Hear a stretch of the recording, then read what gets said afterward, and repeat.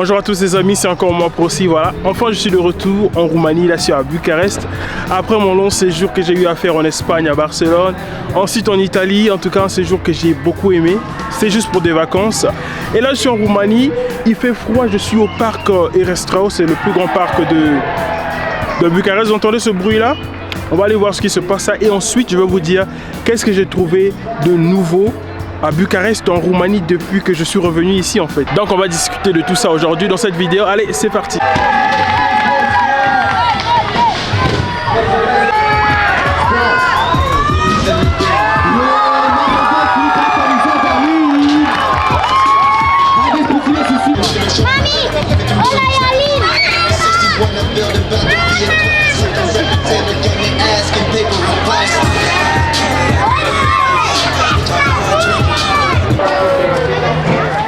Donc pour la toute première information que je vais vous donner, c'est que la Roumanie fait maintenant partiellement partie de l'espace Schengen.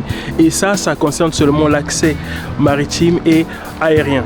Et ce que ça veut dire, c'est que si vous avez par exemple un permis de travail en Roumanie, vous pouvez donc voyager dans d'autres pays de l'espace Schengen sans pourtant demander un visa. Donc là, ça facilite un peu la tâche parce qu'avant, la Roumanie n'était seulement que dans l'Union européenne depuis 2007.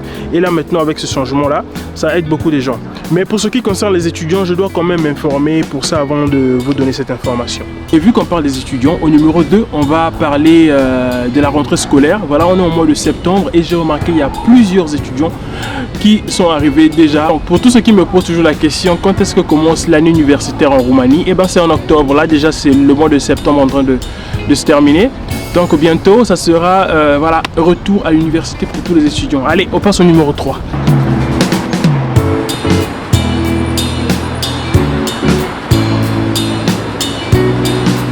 En numéro 3, en revenant en Roumanie, j'ai remarqué qu'il y a de plus en plus d'étrangers qui viennent visiter ce pays et même d'y travailler.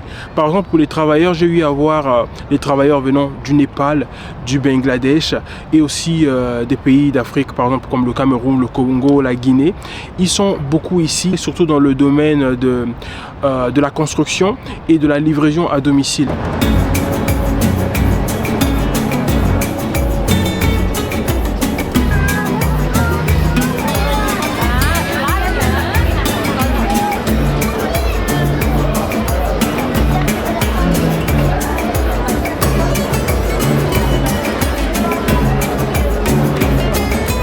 Bon, je l'admets que cette vidéo est assez courte hein, et l'une des raisons c'est parce que aussi la nuit est très vite tombée. J'ai eu la mauvaise idée de sortir vers 17 h en croyant que j'aurais toute la journée pour moi, mais non, voilà. Donc du coup, là je suis au centre culturel de Bucarest, je suis venu manger un petit quelque chose avant de rentrer à la maison. Et donc je me suis commandé un jus assez concentré et du poisson, parce que ça fait quand même longtemps que j'ai mangé du poisson quand même. Bon, pour ceux qui me posent toujours la question, Procy, comment on peut faire pour venir en Roumanie? Il faut savoir que les études ne sont pas le seul moyen en fait qui peut vous permettre de venir en Roumanie. Il y a aussi le moyen du travail.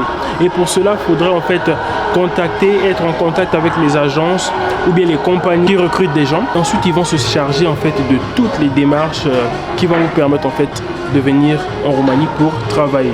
Voilà pourquoi récemment il y a énormément de travailleurs venant du Népal, du Bangladesh qui viennent, je pense que c'est même chaque mois qu'ils viennent en Roumanie et pour travailler. Donc ils passent tous par une agence qui s'occupe de ces démarches là pour eux.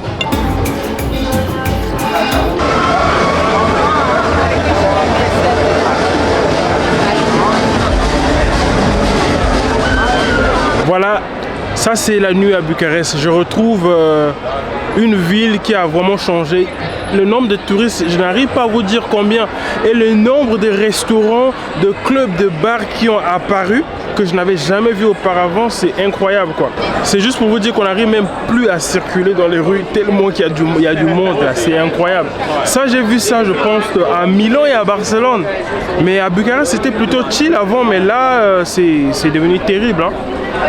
Je ne sais pas si on va considérer ça comme le tourisme de masse, mais ça commence à y ressembler un tout petit peu quand même. Bon, là je suis rentré à la maison. Dehors c'était chaotique comme vous avez vu, en plus c'était un samedi donc il y a beaucoup de monde dehors. Surtout l'endroit où j'étais, le centre culturel de Bucarest, c'est vraiment l'endroit où les touristes et même les Roumains eux-mêmes ils sortent lorsque c'est les week-ends. Voilà, c'est l'endroit où ils vont pour manger un petit quelque chose, vu qu'il y a plus de bars, il y a des restaurants et des clubs bien sûr. Donc c'est dynamique. C'est aussi un endroit où vous pouvez rencontrer énormément de personnes, énormément d'étrangers, vous faire des amis ou bien voilà des rencontres comme ça au hasard. Maintenant, ce que je peux dire, c'est que les gens comprennent maintenant que la Roumanie, c'est pas vraiment un pays à négliger, parce qu'avant, quand on entendait Roumanie, il y avait toujours cette image là de pays du tiers-monde, un pays qui était pas très développé, où il y avait de l'insécurité, ce genre de choses là. Mais depuis quelques temps, les idées changent, les gens viennent pour découvrir à quoi ressemble réellement la Roumanie. Il y a un truc qui est assez important et j'ai oublié de mentionner, ça concerne les loyers.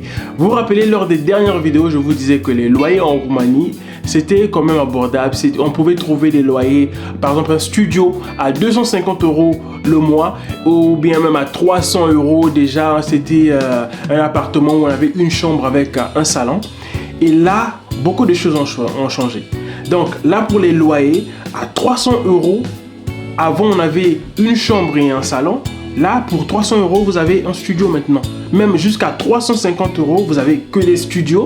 Et donc maintenant, pour trouver des appartements qui sont quand même confortables, vous allez dépenser beaucoup plus que ça se faisait auparavant. Voilà. Bon, moi puisque je suis de retour en Roumanie, les vidéos sur la Roumanie vont également recommencer. Et mon objectif, c'est surtout de rencontrer des étrangers et les Roumains aussi, parler avec eux, faire des interviews. Et donc, s'il y a des gens qui sont en Roumanie en ce moment et que vous regardez cette vidéo, écrivez-moi alors sur Instagram. On pourra alors programmer des rencontres où on va faire des interviews, voilà. Et comme ça, l'autre personne pourra un peu découvrir la Roumanie à travers vos yeux aussi, ça sera intéressant. Bon, les amis, sur ce, on se dit à très bientôt pour une nouvelle vidéo. La revedere, ciao! N'oublie pas de t'abonner, c'est très important pour soutenir la chaîne. Allez!